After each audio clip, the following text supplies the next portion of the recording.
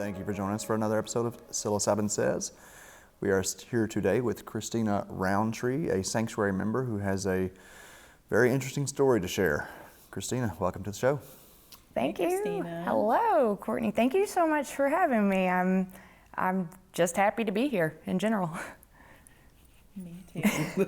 I mean, seriously. Like here on Earth or here? Here on Earth, I am so grateful to have connected with what is seeming to be like my people, like the community that I've been craving. I'm loving it. I'm making friends, I'm having fun, I'm growing with people and hearing stories and watching people go from a state of being one week and seeing them the next week, and I'm talking to a completely different person. And it's powerful and it's meaningful, and I'm just grateful to be a part of it. Have you spoken with George, Tom, or Cindy since the retreat? Okay, so I love George. Yes, I met with George on Monday actually, great. and Okay. we actually met for the first time 2 weeks ago. Going into that retreat, it was for the purpose of talking about meditation practice.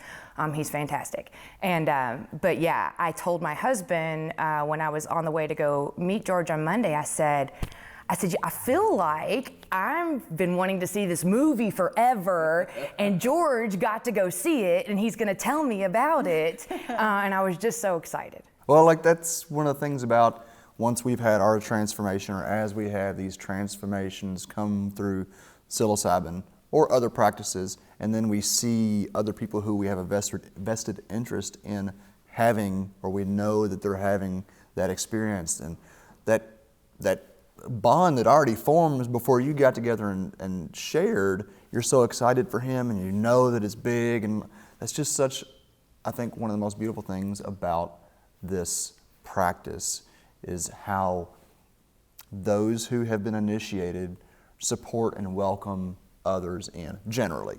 And not that, always. That right there, you going to meet up with George after the retreat, like that's why we started Psanctuary, like that built-in integration. It just feels so good to hear.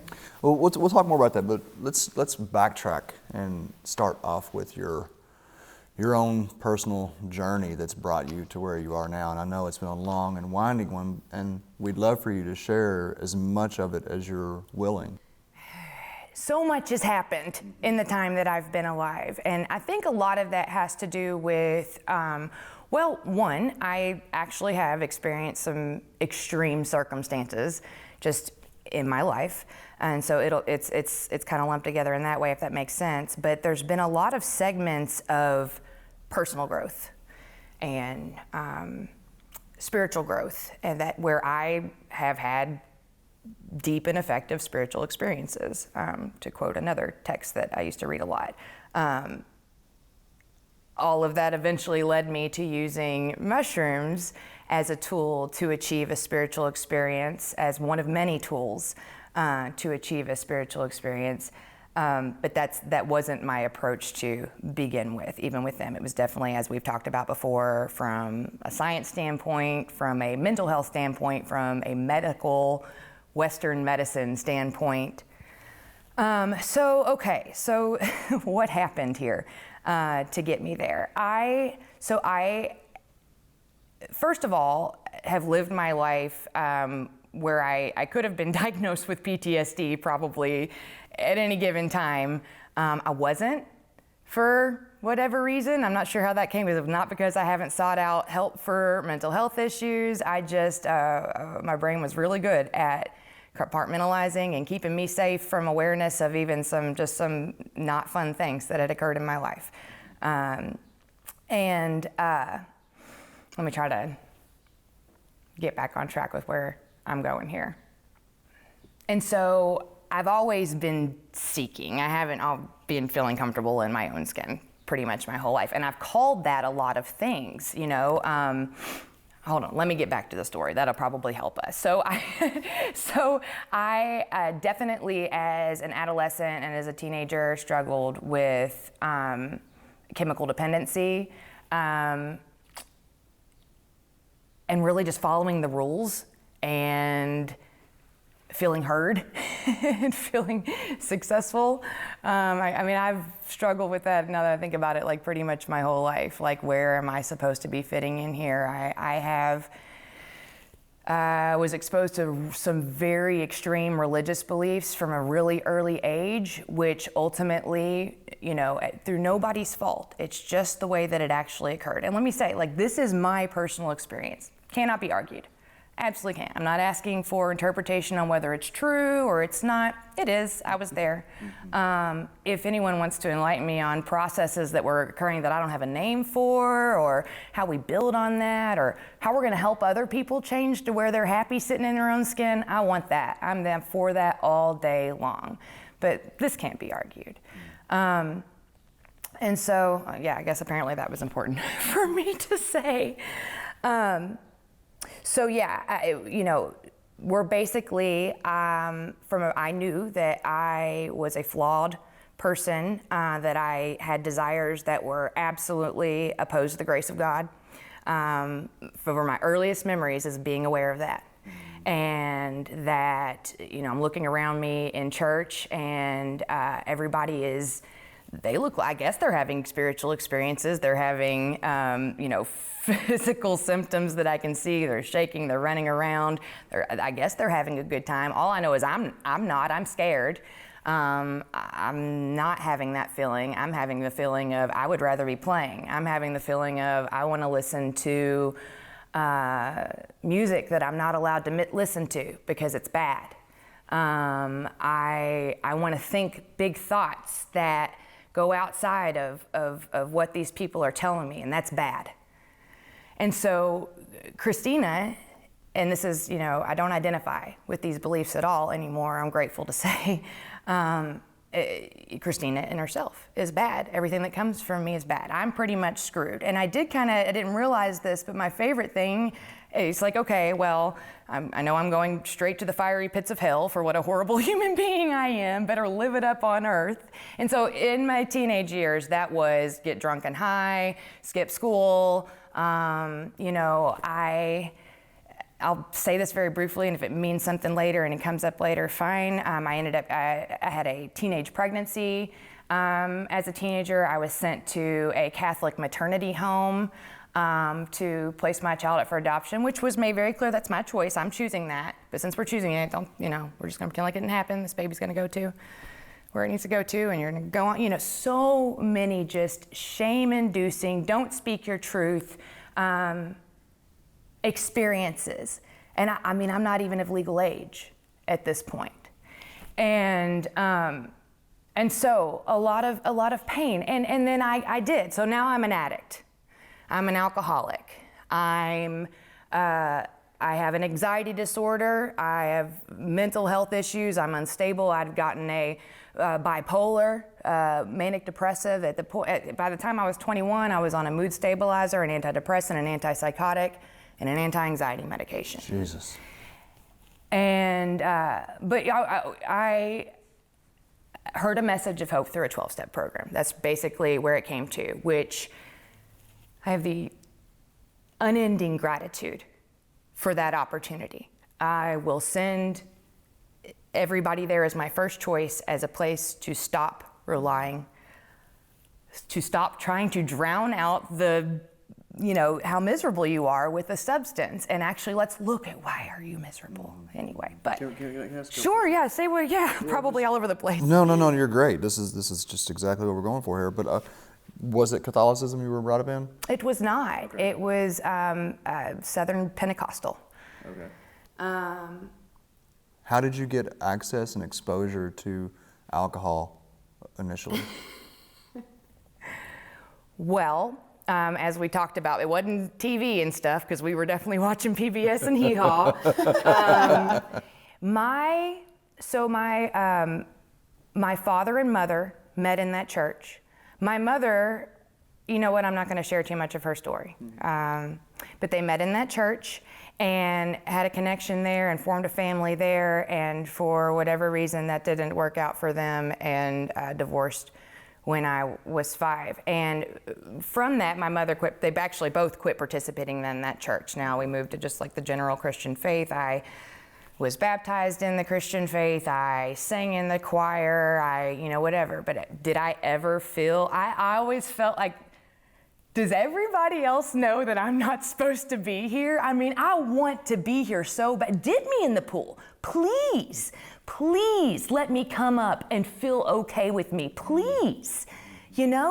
I lived in Pulaski County, Kentucky with my father as a teenager. My father was a workaholic. He's passed away now. But I had a lot of time I had a lot of time on my own where you're just supposed to bathe yourself. And I didn't, and I would just go randomly get baptized sometimes at churches. The first time I did it, I had stayed out all night somewhere that I wasn't supposed to. It's kind of half messed up still from a night of drinking with my friends, and was walking home, and they were having church. And I was tired, and I was like, you know what, I'm going in there. And I just did. And I ended up getting baptized that day. And I never went back. And while I was there, I've heard this described so many times. When you have these moments when you're open to receiving, and you know that truth, and everything's gonna be fine. And now I'm gonna move forward in my existence in a whole new way. But then you leave that place and that feeling's gone, and for me, that was just a reminder of I'm not worthy. Alone, I'm disconnected. If God was present and wanted to be a part of my life, then I wouldn't need to go to these groups of people. I wouldn't need to be dipped into a pool. But again, all that was happening as a teenager. And that's the other thing. I thought this was normal, that this was pretty much everybody's childhood experience is what they were having. I honestly, even as a mental health professional, it hasn't even been until like the last 5 years or so that I've started to unravel like really how not normal my life has been in comparison to the people that grew up in the same time and place as I did. But I've also been afforded with the opportunity to be removed in a way that most people never experience. So, which seemed like the worst thing that ever happened to me at the time, and now feels like it was the savior of my soul, it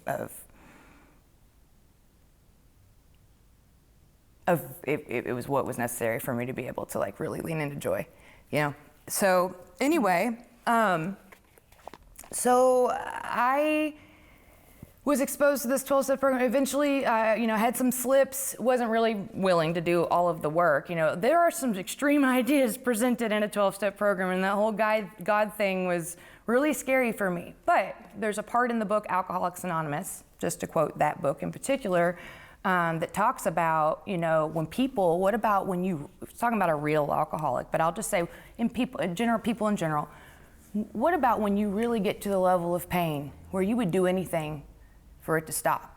Because I think this is what this book is actually talking about. We become open to spiritual matters, just like we are to any other, like, oh, just put a Band-Aid on it and this will fix you. Sure, I'll take that right away. When you get in enough pain, oh, I just have to completely align my will with God's will? Sure, anything. I had to exhaust all of my human resources and everything I knew to try at that point in time. And I love the 12-step program that I was introduced to for the simple fact that it is all balled up and it helped me attack the drink problem and get on top of it and tap into community, tap into service. And so that's where I kind of was like, okay, so I had it all wrong. I was living in hell. Now I'm not living in hell. I know when I die, I'm actually going to go to the real hell. But since I'm here on earth, let's make it heaven. And that's kind of the approach that I took in my life for the next 15 years or so, while maintaining abstinence from drugs and alcohol. While maintaining abstinence from alcohol, illegal substances, but leaving myself just absolutely open to the pharmacological, possibilities of everything the FDA approves, or that you could buy at Walgreens, or that you can get in a Red Bull can, or that you can smoke in a cigarette. Right. And I let a lot of those. I don't smoke cigarettes anymore, and I haven't for some time. But my point is that I was still very medicated, and was not aware of it. So during this, when you started on the 12-step path, you were still a practicing Christian, or you may have said this, Oh, or I missed no. it, but so you had walked away from that No, and no, a while yeah. before. I was never like I don't know if a practicing Christian would ever be words that you would use. Was I still like tapping Going into to that? church No. and kind of, okay. No, But you no, still no. were sure you were going to hell. Certain of it. I was certain that the God that I did not believe in was coming to get me. Yeah. And I still do that. I call it the gonna get you God. And I say it all the time because like I'll think something. I'll think I'll have an interaction with one of my children or my husband or just a human or a tree or whatever. And I'll just feel an immense joy. And immediately I'll think, oh, don't like that too much. It will be taken away. Yeah. Where does that come from? Oh, I know it though. I know it all too well. Yeah. It's Yeah. gonna get you God. Wow. Yeah. That should be like on Psanctuary's website, is like, this is not a gonna get you God church. Just to be clear. Our God's gonna get you shrooms. Oh, that's even better. Right. Oh my goodness. Yeah. It's so funny to like for me sometimes to, because when I was living in practicing, so let me say this too again about my own unique experience and truth in maintaining abstinence and being involved in a 12-step program and whatever. One, not everybody who enters into that environment has had the life that I had leading up to that point and is hyper alert, is got all these trauma responses firing all the time that are really driving my feelings, my thoughts, my everything really, and not an understanding. See, I just thought everybody was like that. So I didn't even identify as an anxious person. Matter of fact, I would almost guarantee that if you went and talked to people that interacted with me on a daily basis, they would not describe me as an anxious person either. But I am telling you, the panic that was going on all the time was just ridiculous. And this is really cool, very, very cool. And it's not just that's all in her head. Is it really? Because I have had biofeedback therapy done before, which if whoever's listening is not familiar with that, I mean, literally they are measuring electrical impulses in your muscles that the point is not to try to trick a machine. If you're going and having these things done, trickery is not the point. Yeah. That's why people are just like, oh, she just tried. Why? I'm miserable. I'm trying to get better. I'm not trying to trick anything. Hold on. So you had people that were invalidating your attempts to find out what was under all this, or what? No.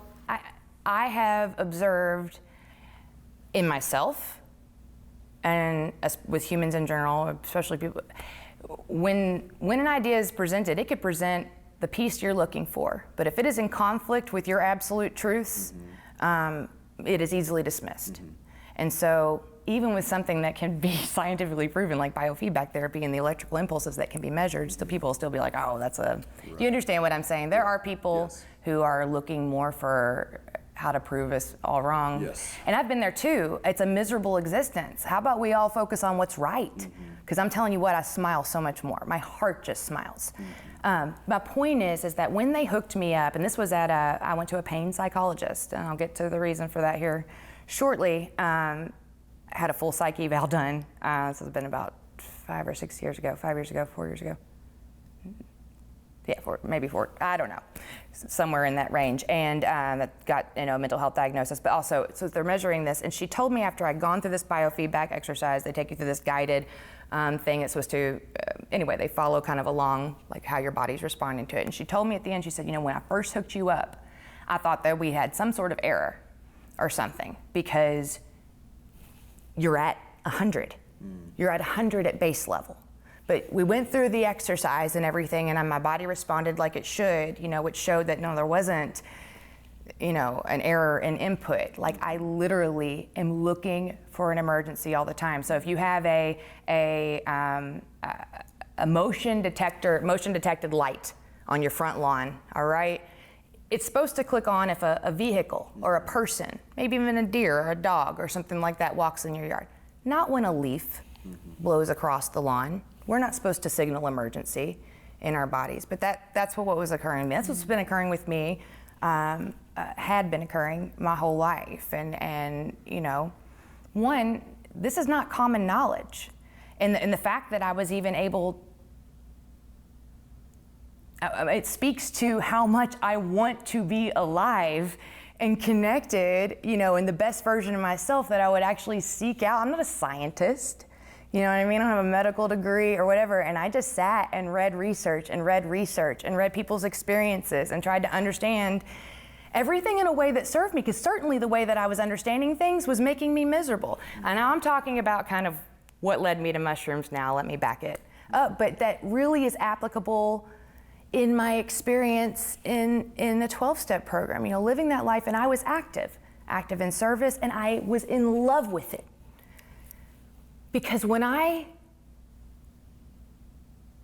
connecting with someone else on my truth, on your truth, and we can talk about the most joyous things and the most painful things and bring meaning to them right here in this moment. Guess who I'm not thinking about? I'm not thinking about me.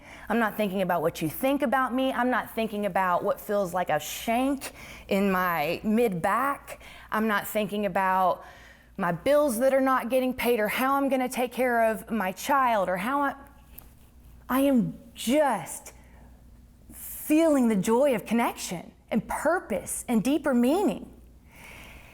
And I did that for years. You know, I'd have people tell me, you know, Christina, you're so strong.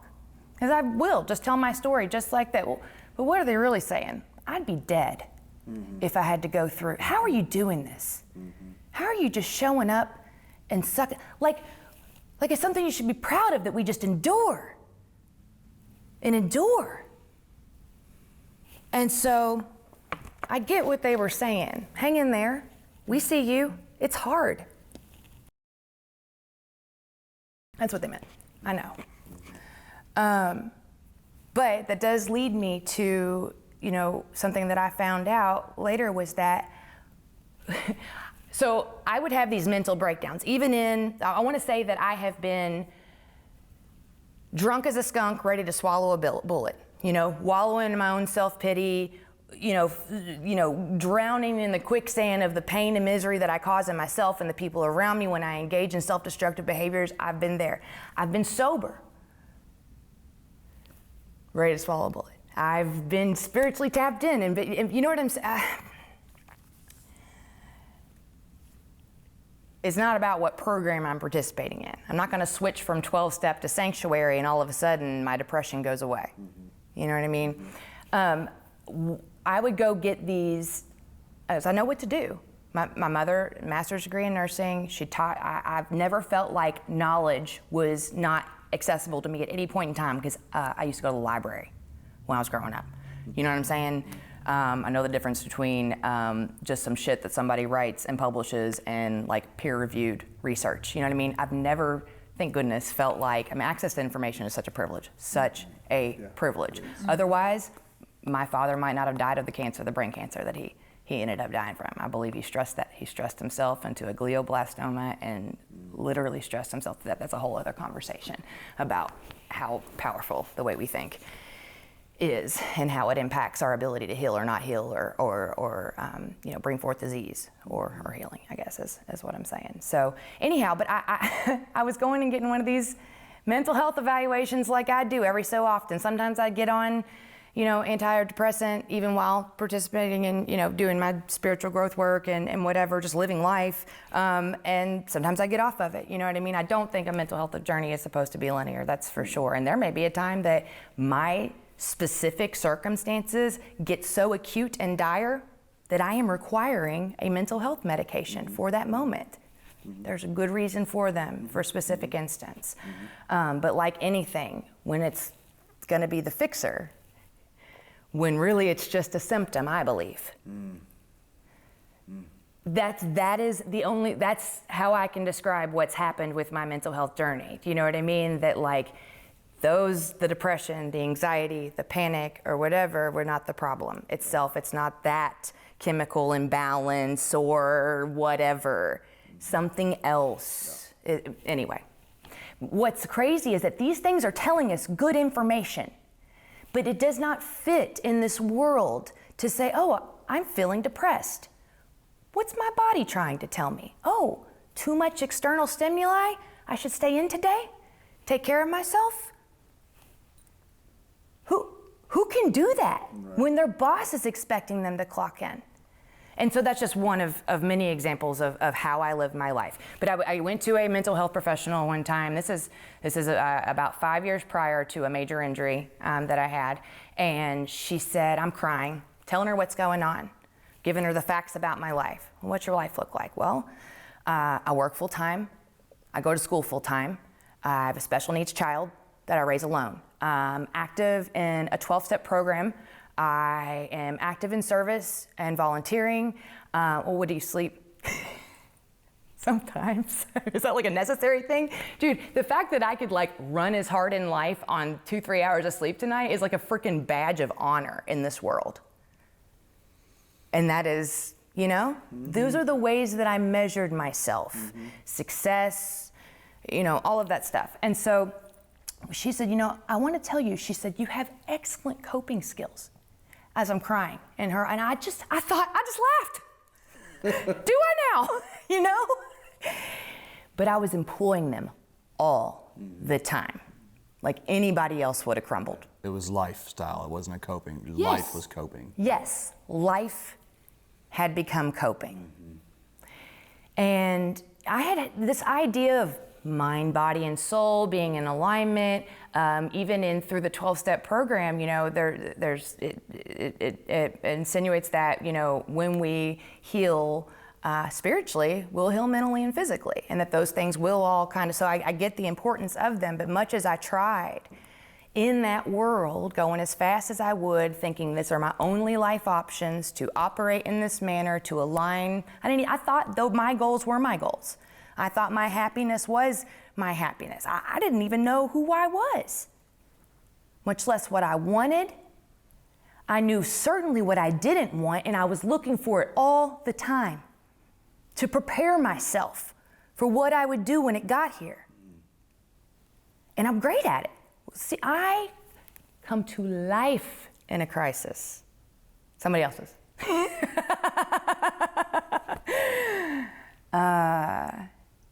And thank God for that. Because when I talked to George the other day, we were talking about this idea of awakening. And I won't say it the way he said it. It was a perfect imagery in my head or whatever. But there was a cloud cover. We were sitting outside and there was a cloud cover, and he was talking about just kind of conscious where we are, our thoughts or whatever. That's the cloud cover or whatever. But like when you awaken, like whew, you break up into it and you see everything, the beauty, all of it. You know what I mean? I don't live in a constant state of awakening now, but I will tell you, I am so much more tapped into it than I used to, and it's so freaking cool. And it's not like, I'm special like everyone else. You can have it too, is essentially what I'm saying. These moments of connecting with others were like breaking. There were these awakenings, these experiences where I got up there and would like go and catch my breath and then come back underneath and live life. You know what I mean? And yeah, I did that. I didn't realize I was breathing in huge gulps. Where were you finding the connections? Where was I finding like spiritual connection? The people that you were having these connecting moments with, was this through the 12-step program? For sure. Was it just, okay. Or the gas station attendant. Right. Or, I don't know, the lady behind me in the checkout line. Or the person that I let into traffic, even though I'm 5 minutes late. I was always 5 minutes late, actually. Now I don't worry about time so much, and I show up right when I'm supposed to. It's just amazing. So you were sober for how many years? So 12-step on paper, sober, yeah, it was, I don't know, the line got blurred because I don't know exactly when I wasn't sober anymore. It's kind of weird, it doesn't matter, but it was about 16. Well, this is really, I think, saying like that, you don't know when the line got blurred, I think there's a lot right there. Yeah, it sure is, isn't it? Because was I ever, first of all? That's, and as someone, So was I abstinent from alcohol and illegal substances? Yes, of course, of course. And then I wasn't, and it wasn't because I had quote unquote relapsed. I broke my back. And it wasn't like oh gosh, see, I do this, I minimize the fact that like I could say I broke my back and it wasn't a big deal. Yeah, That's what I was getting yeah. ready to tell you guys. Okay, No, so but moving on. No. Can I tell you what was the biggest fucking deal ever? It just wasn't the deal that I thought it was gonna be. Holy moly. So I've never viewed myself like as a sick person. But now, like if you were to look at, again, this is how I protect myself. And if I am aware of how sick I actually was, I would have been terrified to leave my house. I was tired prior to me breaking my back and doing all of those things. And I was having a good time. Don't get me wrong, this was not a bad life. It really wasn't. I was just tired. And suffering a lot, needlessly. But I was having chronic migraines, cluster headaches. I'm talking about, so I had a neurologist who was managing that, took medications to stop the onset. I have them with auras too, which if you're not familiar with is just like a distinct change in your vision. Sometimes I get an aura without a migraine at all. Nobody's been able to tell me what that's about. Could be connected to some stroke I'm gonna have in the future. You know, I got told that at like 20. What is an aura? So okay, so if you glance at a bright light and look away, you probably have like a little green, to me it's like a prismy type dot in your vision. That'll just fade, right? So I'll just be like, la la la, like, and then I'll notice it. I didn't mean to say la la la. That's not the song that I'm playing in my head all the time. It's Christina, what she's doing and singing when she's going through life. Yeah, no, I'll just kind of notice it's a visual like that, and it spreads almost into this crescent, pulsating prism light that's kind of like looking through a crystal Vaseline. I don't know what else, whatever. It's very disorienting. Sometimes it's followed up by a migraine, like physical pain in my head, and sometimes not. That's been going on so yeah, that's just one thing. So that was happening. You know, I was diagnosed with a thyroid disorder, hypothyroidism. I have 2 very small nodules in my thyroid. I've been in physical therapy for degenerative disc disease since 13. I've thrown my back out physically, like once 8 months pregnant with my son, like just dropped a pillow, stood up with it, and just collapsed to the floor. Like couldn't bear my own weight. And you know, I had what's called a pars defect. Essentially, you know,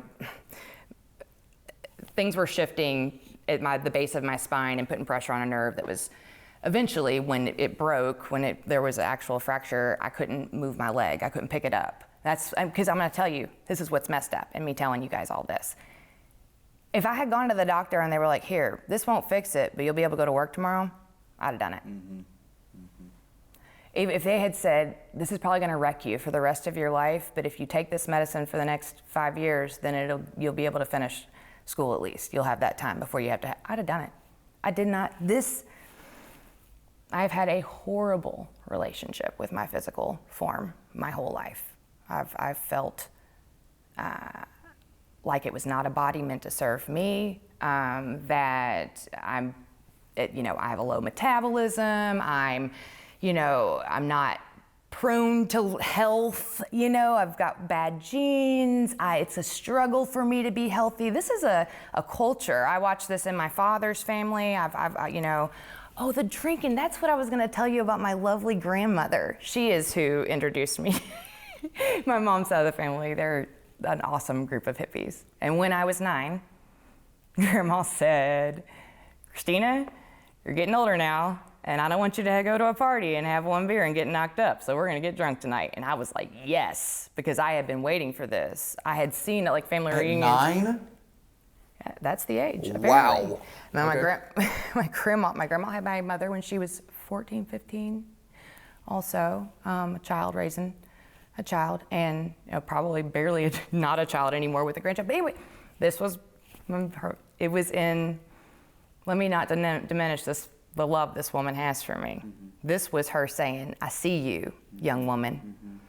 And I respect, that you're getting mature now. And don't get me wrong, this is sick, what I'm saying, but this is how I can understand the message that woman was actually trying to give me. And she taught me a few things that night too. She opened this bottle of cheap red wine and said, now when we open bottles around here, we finish them. And I was like, yes, I can do that. And I drank cheap red wine out of fancy wine glasses with my grandma, got in the hot tub, listened to Dark Side of the Moon on vinyl, and I had fucking arrived, as far as I'm concerned. But, because that not feel comfortable in my own skin, that's why it was so easy for me to call what was wrong with me alcoholism for so long, because I could relate so strongly to the experience of people who were talking about it, of what they'd experienced before ever even taking a drink. God, I love that you're saying it like that. Yeah. I mean, I certainly, was seeking for that feeling I just wanted to be okay. I was looking to feel okay before I ever drank. That just happened to be the Band-Aid that I put on it. I'm still looking to be okay, but things first of all, I have a life that I'm not trying to check out of. How did that happen? Because I'm gonna tell you, things don't look so different than they did 3 years ago when I couldn't get out of bed. Okay, so could you clarify though what led to the surgery that had you laid out Sure. for a while? Yes. So as I enter, and you know what's crazy? Actually, this is not so crazy. This is a lot of people's experience that choose to have, because that is an elective surgery. It's not like you're going to die. Maybe you might not walk. I was told you won't. Some people, I could send you to get epidural injections. I could send you to physical therapy. I could send you to, but this is where you're going, in my mind, fine, fix me. And there's nothing wrong with that. That literally was a decision based on the programming and my complete faith in modern medicine. Because I didn't have complete faith in a higher power. It was all just kind of a game I was kind of playing for a while that was keeping me sober. I never really felt fulfilled. Don't get me wrong, I could see the power was there. I knew I wasn't tapped into this, you know what I mean? Because I would feel it. I'd feel it when I was alone if I did, and I still couldn't feel it when I was alone.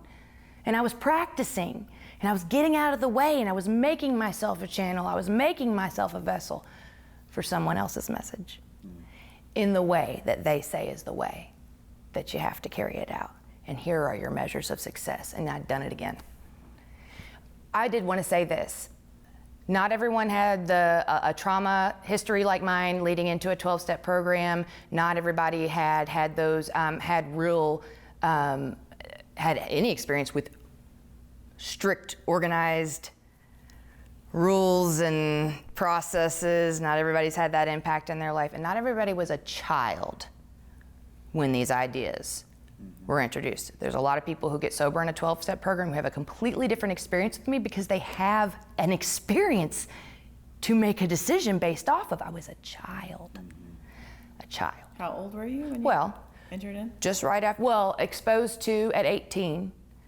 Had been sent to treatments and whatnot a couple times in my adolescence or whatever, and then stopped drinking right after I turned 21. Before we go through with the post-op journey, what had your exposure to psilocybin been up to that point? Oh, I think I took actual mushrooms one time as a teenager. I know I took acid a couple of times.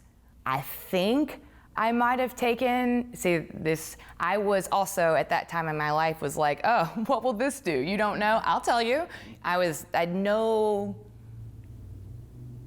I didn't see myself as valuable, as even this was a body or a spirit or a mind even to protect, to even say, you know what I mean? Like I just had no boundaries and didn't see myself as valuable and meaningful. So it was easy for me to do things like that, and call it a good time.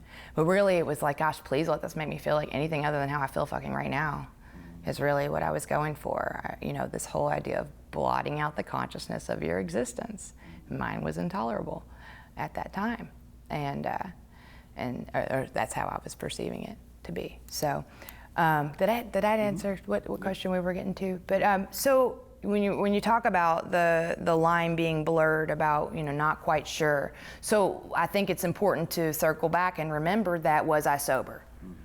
Sober, not free from chemicals. I was definitely freed from the socially agreed upon chemicals. And so sober, in recovery, I guess. Miserable for sure, spiritually broken, yes. Trying so hard. And then it made me a bad person. I wasn't lying. I wasn't, the moments that it was so good, but it has always been contingent on something external, and that's not it. And so I'll tell you why. It's when you can't walk. There you are. And everything external is still there. It's just not there in the way that you remember it. And it's not there in the way that you can rely upon or understand. It was intense. So I had this 2-day surgery, and wonderful doctors. I have wonderful doctors. They were all great individually at what they do. And that's unfortunate, is mostly that's how doctors look at it. I'm going to do my individual good job. And that's just not health, is it? And so I was on a lot of medications. Even prior to my physical injury, my anxiety was increasing so much. I was in physical pain with these migraines, cluster headaches. I was going to have to, I worked at an infusion center at the time for people who were having such extreme health conditions that they would have to go and get infusion medications. Well, I was a patient at the same clinic that I would have to go get 3 days in a row of it's called like the MAG cocktail that they put you on when you can't break a migraine on your own. And it was just normal. And I felt so grateful. Man, I'm so glad I have this thing. So glad that I can go, leave my whatever, and go stick a needle in my arm for 3 hours and get this medicine pumped into me, and then go right back to this unhealthy lifestyle and wonder, why?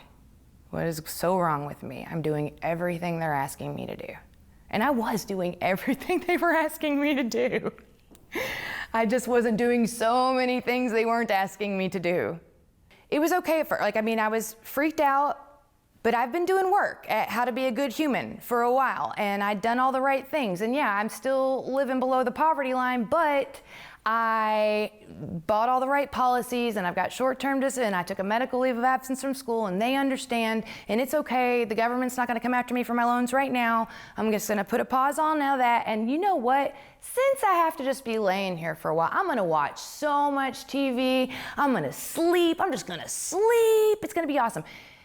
That should reflect to you how sick I was already, that you can look at, well, this thing happened, but hey, at least I get to watch TV, at least I get to sleep. It began to look like a vacation.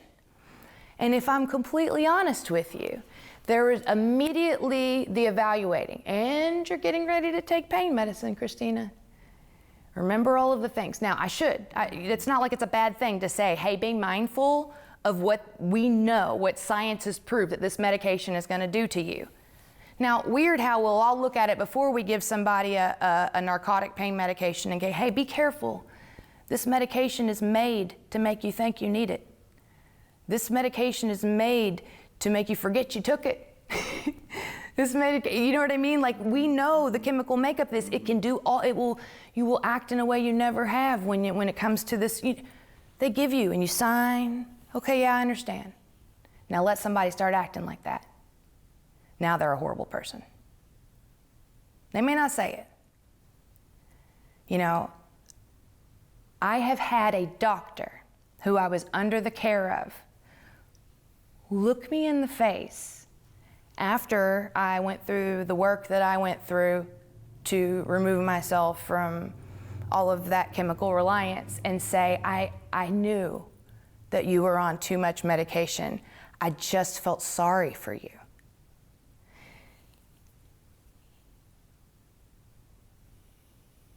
That is a real thing that happened to me. That's a real thing that's happening to a lot of people. And so on paper, I really was this perfect mix of events and components and situations and whatever to have a healthcare nightmare occur, to have a spiritual just a complete existential every sort of crisis that you can think. This was nothing like anything I had ever experienced before. So it was projected that I would be back to my normal life, my healthy life, in 4 months post-surgery. That's how miraculous it is that we can do. Look, Christina, we're gonna put you to sleep, we're gonna cut you open from the front the first day, and we're gonna put hardware in there, and it's gonna be amazing. The things that your bones can't do, we're gonna do it for you with metal. And then the next day, we're gonna flip you over and go in through the back way. And it shouldn't take too long for you to heal. And you take this medicine, you go to physical therapy. They operated on your spine from the front and the back? I think that's a normal. It's anterior, posterior. They just go because they've got to put brackets in and then they got to screw them in. And believe me, there are people who have way more metal in their body than me. But it just even the way that it was all wrapped up in a ball for me. It's like, hey, we see you get this major, don't even worry about this thing. We're going to do this thing. It's going to fix it. It's fine. And you understand the human that is hearing all this is a flawed human, is a person who doesn't deserve to be healthy. I don't deserve healing or good things. I'm not telling myself this. If you were to ask me at that time in my life, I truly believe, Eric and Courtney, if you say, Christina, how do you feel about yourself? Well, I am honest. I'm an honest person. I can be relied upon. I'm trustworthy. I show up with people. I lead with my heart. I'm genuine and authentic. Now, when I'm saying those things to you now, I can feel it. I can feel my truth. And I spent most of my life being able to rattle off the facts about Christina and not having that positive feeling attached to it. Usually a negative feeling, like, who are you? Who are you to even say that you're these things? How dare you? Other people can say those things to you. You can accept it there, we just say thank you, but you actually really know just how small you are, just how insignificant you are, because that keeps you humble, right? You don't have to beat yourself up all the time. Oh my gosh, anyway, I didn't realize that I was in the habit of being so hard on myself and talking to myself so horribly, so many things that I realize now, or even the narrative about my life, how untrue that it was. So things did not get better.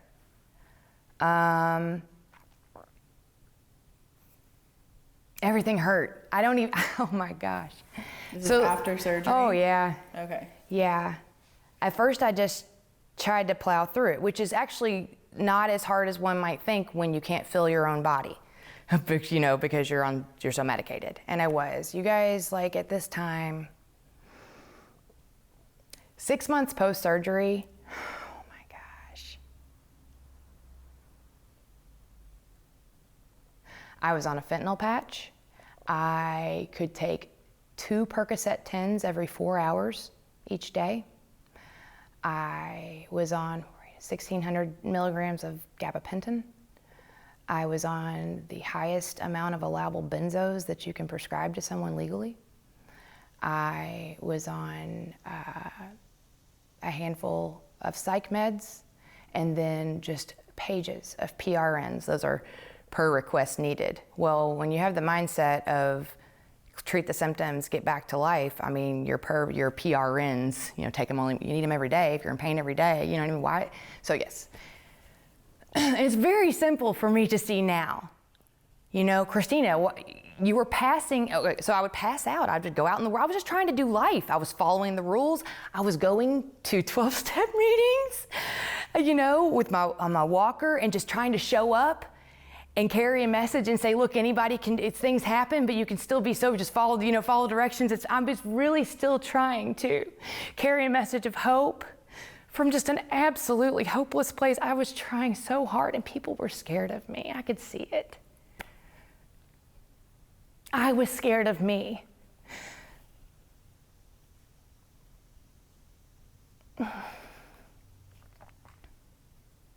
So it was really hard going to these places and seeing these people that had always been so welcoming to me and had always, I felt like I was not needed, but appreciated so much for my input and my service and just being a part of. And that changed. And I was alone. This was before COVID. So COVID happened to me a good year before everybody else. So I was a little bit over it when everybody was complaining about how disconnected they were and how depressed they were and how they weren't getting their needs met.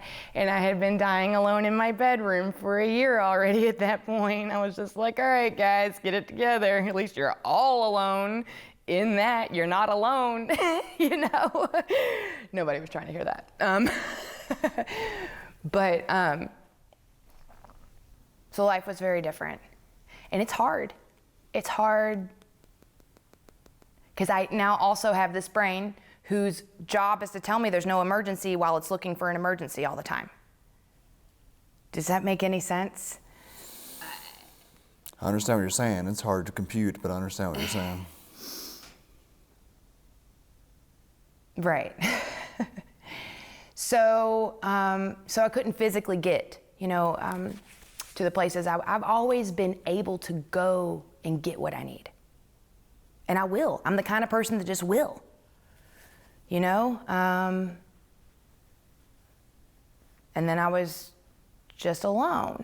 And it wasn't like this was, I just hear past Christina what I would have said. Well, weren't they alone at the start of it? Wasn't Bill alone at the beginning? And you know what I mean? This is not a sponsor. It's not contingent to have us. You don't have to have a sponsor. You don't have to have somebody take you. You know what I mean? Like people, they just mailed out books at the beginning of 12-step programs, and it was a self-guided thing. You know what I mean? It was just all these excuses for, and I was trying to take this.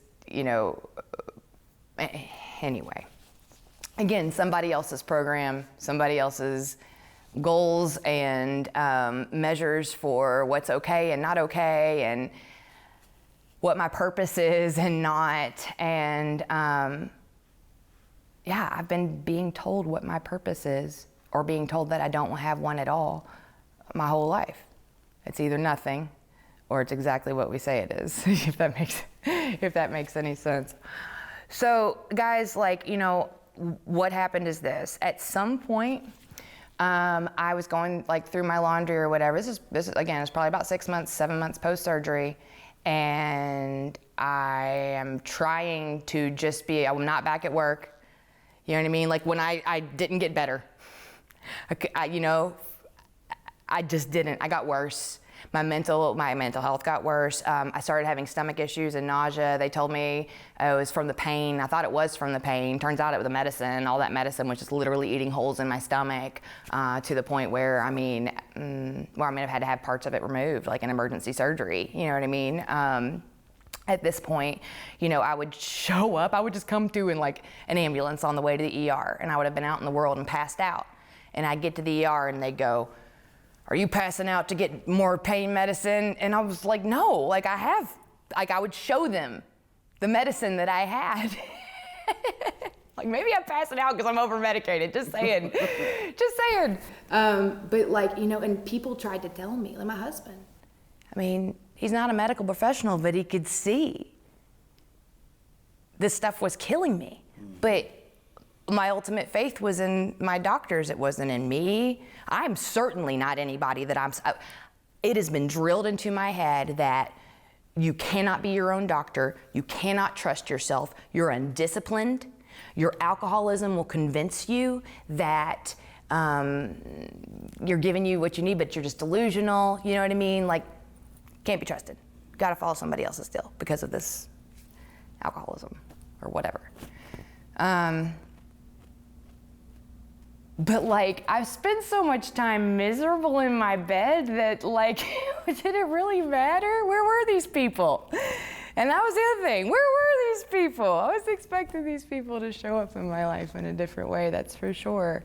And that's okay. I got the most amazing people showed up in my life, exactly who I was supposed to, with exactly the right messages for me at the right time, actually. What happened was I was afforded with the opportunity to have nothing, and much of it I was giving away. I thought that the state that I was in was because of my body. It was because of mental health conditions beyond my control. That's why I haven't taken a shower in 4 days, or left my bed, or, so many things. So at what point did you just say, was there a point, a clear point where you're like, no more of this? So it was a journey. Awakening for me, I guess I don't know if you've ever heard of spiritual experiences of the educational variety, but that's generally. Now that's a good point to bring up. Okay, so I've had a lot of educational variety spiritual experience where it's accumulating, to this big aha moment. You know what I mean? That's usually how I operate. And sometimes they're boom. And that's kind of why I like mushrooms, man, because they are that, it's all in one. It just happens, packaged up for you right there to just tap right in if you can open yourself up to it. So I began doing what I do when I reach a point so it started with, how do I make myself feel better? Okay, well, I began using alcohol, I began using more of the medications, I did combinations of things. I was going to physical therapy, and I knew that connecting with others was gonna be something that made me feel better. It's like Christina, I was kind of going through things that was like, hey, you were there. Even though we called it something else, we called it a 12-step program, we called it, you worked at a treatment center and so you know how to do this, you called it your education in psychology or counseling or whatever, but it was you. You were there. So it's not like you've lost everything. Here you are. Let's see what we know. When are times that you felt better? What were you doing? What were you not doing? Let's try those things. And so it kind of started there, right? And so I went to where my program already was. Let's throw things at symptoms. Let's go straight to the instant gratification of going and connecting with another human and telling them you're, sharing your pain and bringing healing from that for yourself and for others. I had so much healing to do. And so, man, I turned my wheels for a little bit. We'd moved out to Oldham County, middle of nowhere. I've got home health coming out, nursing, OT, PT at that point, still on a walker, finally make it. Going to physical therapy was, I tell these guys all the time that they saved my life. Because I go to show up to move my body and I would just cry and talk to these people. I was just craving connection. I was just craving being valuable and meaningful. Useful.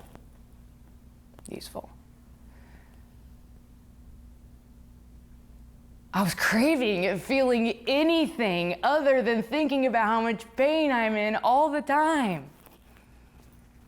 And I knew I could get there talking to other people. I just was putting the cart before the horse. And so I tried by myself to get off these medicines, and it's tough. It's hard. The physiological response of stopping taking these chemicals hurts in a way that I just can't even. So, and then can I mention also that there's an actual physical pain present also?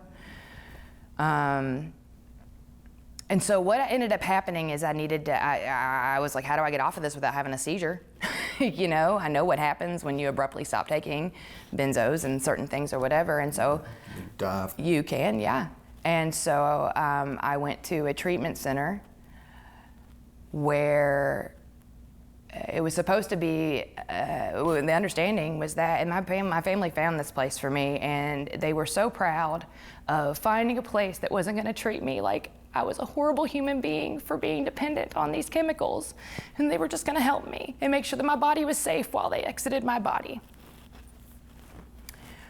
That is not the experience that I had. This was a place that was, they were not equipped to be running the type of facility. This happens often in the mental health and especially in the chemical dependency world, where we get people who their only basis for being there and working at a place like that is their own sobriety, which in itself is a great.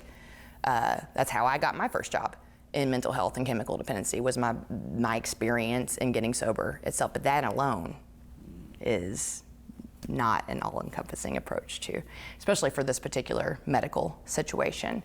While I was still struggling to walk. And, I was made to trudge and things like that. I mean, while I am coming off this medicine and can barely carry my own weight, it was just assumed that I was drug seeking. It was just assumed that I deserved, that I brought it on myself. I saw these things. I had 2 seizures while at that facility. They discharged me without my knowledge. I just was kind of abandoned at the hospital. It's a real thing that happened. And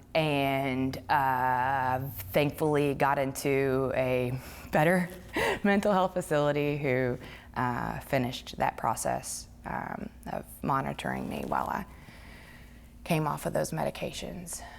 And I did come off of quite a bit of it. Ended up getting back on pain medicine. There was pain present, and it was like, okay, well, you're off of a whole lot of stuff, and then tried it again before eventually getting off of it completely. That's been about, I guess, a year and a half ago, and that coincides right along in the same week that I began microdosing psilocybin mushrooms too. Interesting enough. How did you get to the mushrooms? Well, so through this process of getting rid of taking all of these pills, of stepping back from these doctors. I mean, I was having people do invasive procedures on me to try to stop this pain. I said, no more needles. The least amount of chemicals possible. Again, I'm still having to wrap my mind around, I've got chronic healthcare diagnoses. To me, my only option is to take these things. And I'm not a doctor. I am not talking to anybody else about what you're supposed to do. I'm telling you what I did, which was trust myself finally as the ultimate authority, as somebody who actually knows exactly how to heal this. That voice that I've been using to help everyone else, and I would leave those places and go, okay, now what? Now what are you gonna do, Christina? That's my voice. That's for me. And that healing, I had seen it. And I equated that to something else, not me. Now, I've gone back through my whole life as much as I can, and it's gonna continue to come up. I'm in active trauma therapy. I said, mushrooms are probably the most powerful tool, but one of many tools for accessing divinity in my life. And doing, inner child healing, shadow work, addressing your nervous system, whatever you want to call it, is so freaking key. It's, we talked about it in a service. Something like you mentioned it on one side, that the mushroom, it begins way before we ever actually put it into our body, and certainly should continue on, with integration and preparing and all of that stuff. As a man, I'm telling you what, I can tell you that if I had tried to take a macro dose, right after I moved out to Oldham County, while I was still on a walker, while I was, I might have found myself in the psych ward, if I'm completely honest with you. I was not stable. I was in no place to delve into a higher consciousness and try to have that experience. I think it's really important to say. Do I think I would have been okay? Yeah, if I'm honest with you, yeah, but better safe than sorry, I'd say. And why? And for me, where security and safety are so key and important to me, why wouldn't I create an environment where I know that I'm safe, where I can fully let go, where I can truly have that experience and immerse myself in it and not worry, you know what I mean? So that's more what I'm heading to. But yeah, I just started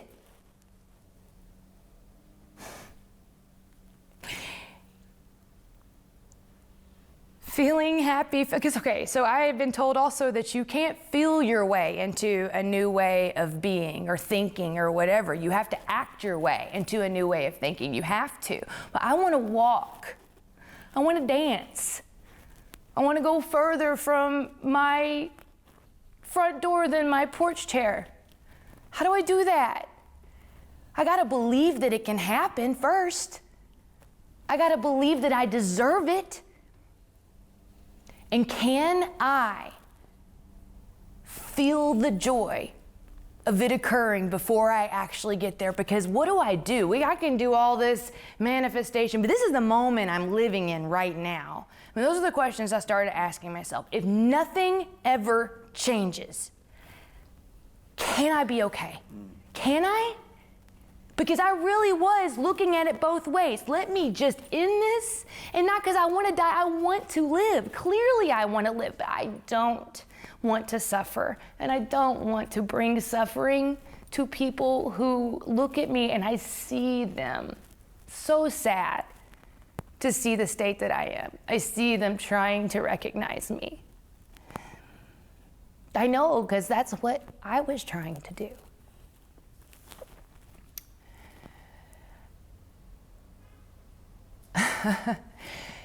So I began therapy. Trauma therapy. The most intense trauma therapy really going in. I also stopped taking the pain medicine. What was happening at that point, if I'm completely honest, is I was getting only a small amount each month or whatever. And I wasn't able to keep from taking them all in the first 5 days that I had them. So 30 Percocet 10s gone in 5 days. And I'd be okay for about 5 days out of the month. Imagine that. And then I would be on an emotional roller coaster for the next 2 weeks. My husband I asked him, I don't know, in a moment of clarity, I was just like, I started the therapy, I had started asking myself the questions, I had seen some glimpses of hope, and I was still feeling very lost, as you will feel when you've got all your eggs in that please make me feel better basket of some sort of outside chemical. And he explained what he saw happen with me, how he could see me changing some of my behaviors, but I would take medicine for those days, and then you'll do nothing but cry and struggle for the next 2 weeks, and then you'll get your resolve under you, and you're going to make these changes and whatever, and then the medicine, and so I told my therapist, I said I'm abusing it, and I have to stop taking it. Like nothing is going to happen. Here's what I think. I don't want to have a life that I'm checking out of. And for whatever reason, I certainly could see the truth that this was not bringing me joy. And so it was really hard, but I stopped.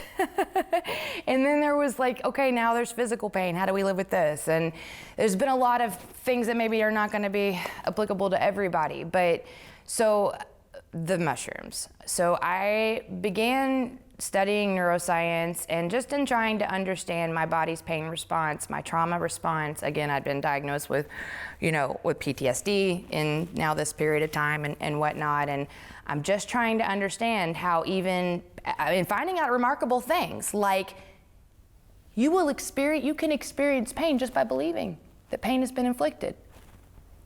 Holy shit, that's powerful. And it explained a lot for me on so many levels. But then, as I began asking questions, well, what else can I make my body feel?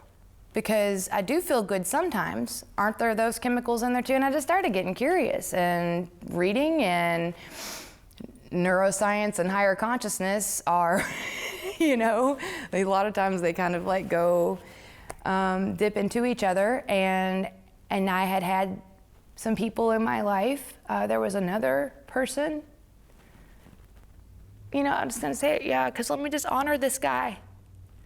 My friend Eric, who I watch, who had a very similar experience to mine, entered a 12-step program early, had a trauma history, struggled with maintaining sobriety, would have periods of time or whatever. And he had mentioned it to me. I reached out to him.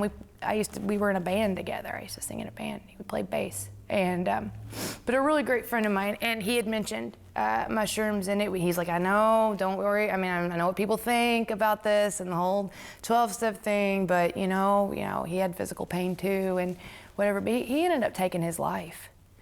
Oh God, I guess so probably. That was right before I started microdosing too. It was a big wake-up call for me. All these people that I'm scared about, what they're gonna think about me, they're all in my head. They certainly weren't in my house. They're not offering me anything positive or negative. It was just all in my head.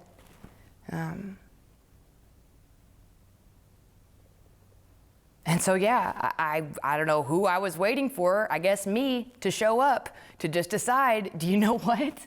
Like, I don't know who I'm looking around for to show up to tell me the way. Just do a way, and it'll be your way. Go do it, and be happy. I mean, screw it. What's the worst? We can always come back to this. We can always come back to bed. You can always just stop. But I don't want to do that before I try it this other way. I'm so glad that I didn't give up on myself. And so I started reaching out to people that had been significant in my life, that had been teachers, that maybe weren't present then, but just trying it out. And a lot of those people were gonna be through the 12-step program because that had been my whole life. It looked like I had these different areas of my life, relationships, career, 12-step, it was all the same people, and not everybody does it that way. That is the way that I did it. And I had to go back to these relationships and say, hey, and look at them, not under the blanket of, these are the people that are supposed to be there for you because that's what we do in the 12-step program. It was take that away and let's look at these people. Do you want this person in your life? You're allowed to say that. Turns out, I don't want to say anything. So when you remove the lens of which you have viewed a bunch of people and look at the individual, it was easier for me to determine whether I actually wanted these people in my life or not. And the right people showed up, and I quit being so offended because I wasn't getting, what I needed. I actually was getting what I didn't want. You know what I mean? Does that make sense? It was fine. But, and I got what I needed. I got the connections that I needed. I began practicing meditation. I began focusing on healing. I began feeling the good feeling before the event even happened that made the good feeling. So, yeah, nothing's really changed in my life, you know what I mean? Like, I still got the same kids at home who go to school and we do the thing, but everything's changed because of what I do. I have made my healing and my personal growth a priority, the priority. Since beginning microdosing. How long has that been? When did you start? I'm trying to think, because I don't drink anymore also. I sometimes try to remember how much time it's been. Just if it doesn't matter. It really doesn't. It's been some time now. And it's not an issue for me. Wait a minute, what was the question, Courtney? How long have you been, more specifically, I guess I'm wondering, how long had you had a relationship with mushrooms until you found the community that is Psanctuary? Okay, yeah. So let's see. I did remember because I did stop. Okay. June of 2021 was when is when I started microdosing. Things changed immediately. And not like because I was like, in a kaleidoscope dream or something like that. I don't even know how to describe the change because it was so gradual and so sudden all at the same time. For me, so I could see the benefit in taking a microdose of psilocybin with no hallucinogenic effect, just based on what little information we have about the amazing things that it does in the brain, specifically regarding, our neural pathways, how they're programmed in, and how we can actually get parts of the brain to speak to each other that never do without the presence of this chemical, how we can actually sever old patterns and rebuild in ways that actually serve us. And even in traumatic brain injury, physiological damage Yes. being repaired. It's incredible. Yes, and yes, it's so exciting. It's so exciting because brain deterioration is just a natural occurrence of being a human. So anything that we can do to stay sharp, and as long as our physical bodies will sustain us, would be amazing. Nobody wants to be a prisoner inside their body. I'm telling you right now, you don't want to be a prisoner inside of your own body. But I'm also telling you right now that before I broke my back, I was a prisoner inside of my own body when I could walk just fine. Certainly. So you had this gradual yet drastic change when you began microdosing.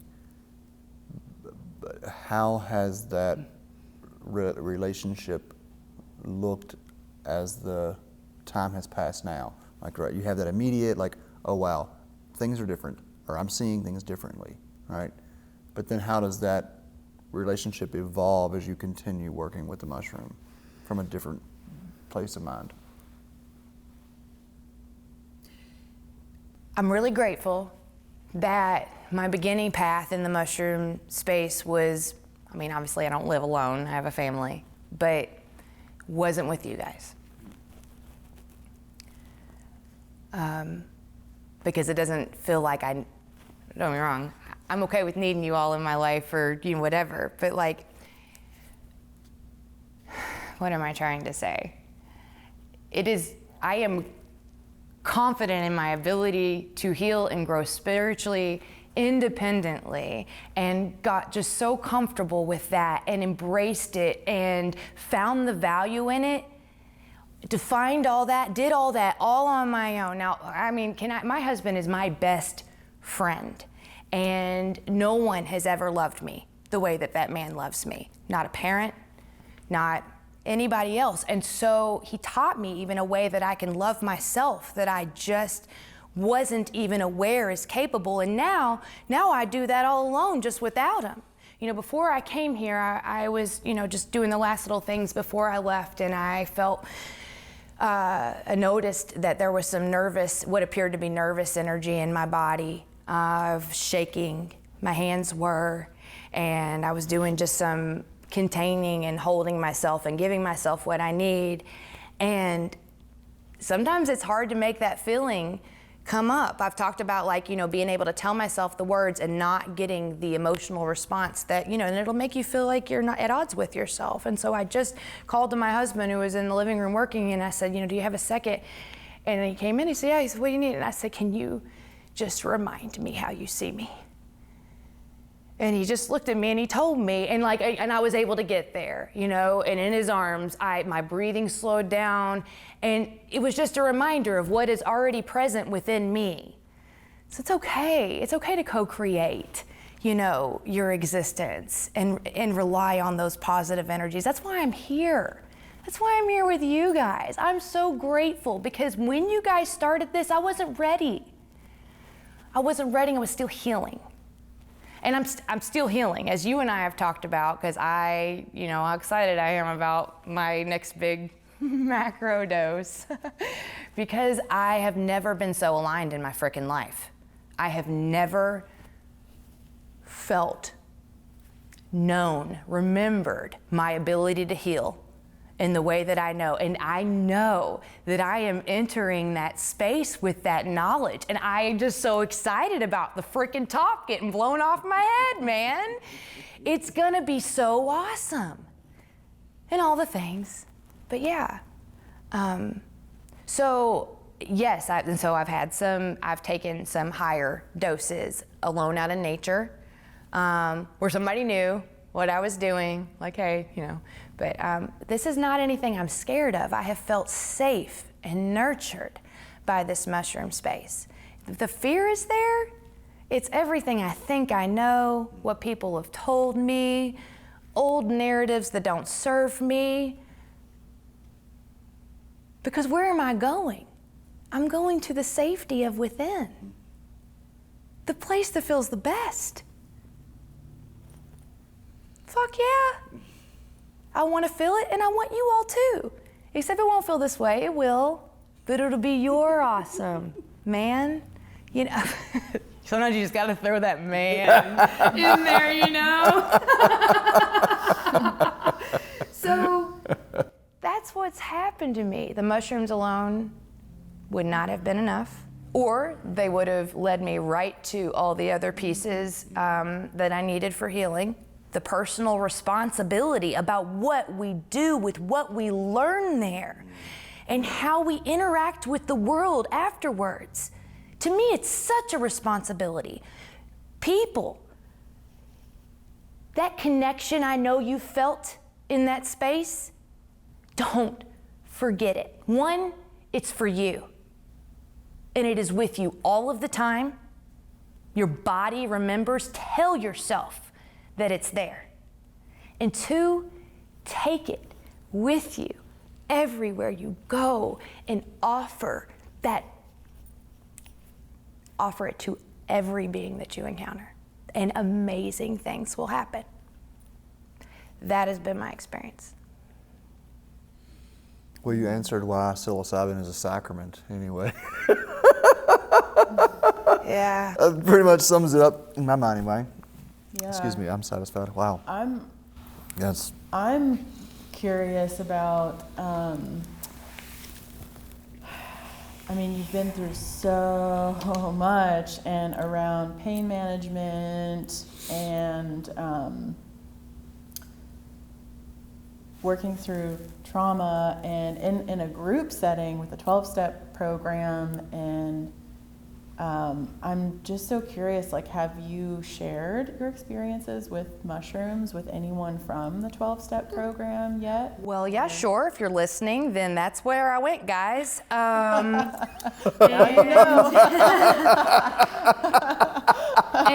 so I'm having a good time. That is scary to a lot of people. That was scary to me for a long time. So what I experienced in the arms of that program when applied in the way that it was intended is oh my God, the connection, the love. It's just a piece of what it's, that fellowship, the community, or what, all of having a higher purpose or whatever. And sometimes that aligns. Somebody else's purpose might align with yours, like how our paths cross. I was looking for you guys, and here you came. And yes, it was through a conversation with someone that I knew from the 12-step program who, after a year of just listening, and I shared with this person specifically that I started, it was scary for me, yes. I was like, oh gosh, that might be it. She might never want to have anything to do with you. And then I had to be like, doesn't matter. Doesn't matter.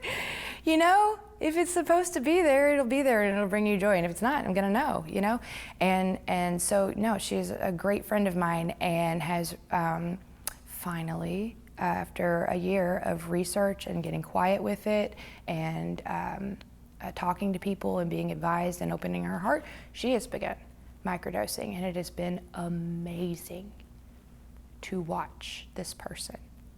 Oh my gosh. But so I recognize too that that's scary. What would you say to someone who's in a 12-step program and is considering using psilocybin but has that fear and that stigma around it? I understand. I truly do. And I can see very easily how, oh goodness, I am not advising anybody. I know what has worked for me. If by all means, what I will say is this, for the love of God, do it before you drink.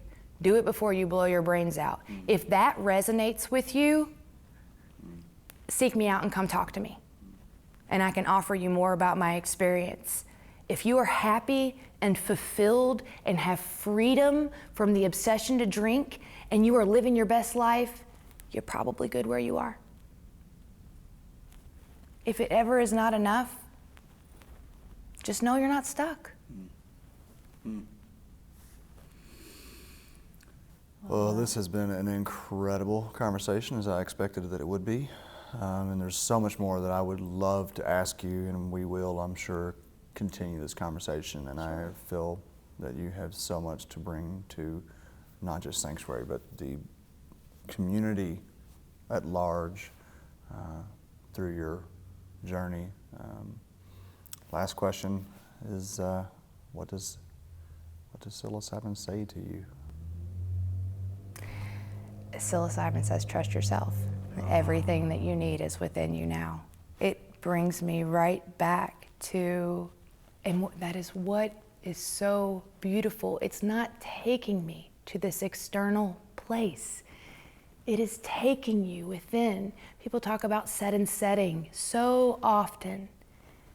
We could fill this room with really cool shit to look at and lights and things that fill, whatever. And if you bring a soul like the one that I was carrying around to that experience, you will have a different experience than you will that if you are actively working on healing. I know that to be true. Everything you need for healing to align with the best version of yourself is present within you right at this moment. I know it. That's so good. Thank you. Thank you so much, Christina. Yeah, just thank you for doing this, and just thank you for being present with our community. I'm When so I see excited. You guys, I we are know. about to have so much fun. I feel that, man. and like you bring that, like on Sunday services, when I see your little boop image pop up and your name, I'm like, yes, you know, like thank I just you. feel that. And then when I see you, you know, register for circles, I'm just like, yes, you know, because like you're just such an amazing being. Well, I know when you're at the circle that I can facilitate half as much because you're helping run the show. That is not what I am trying to do. Well, You're natural though. You that's are. what I'm just we're saying. doing, yeah. You're very natural at facilitating conversation. You're curious about people. You share meaningful. You've had so much meaningful, my God, meaningful life experience.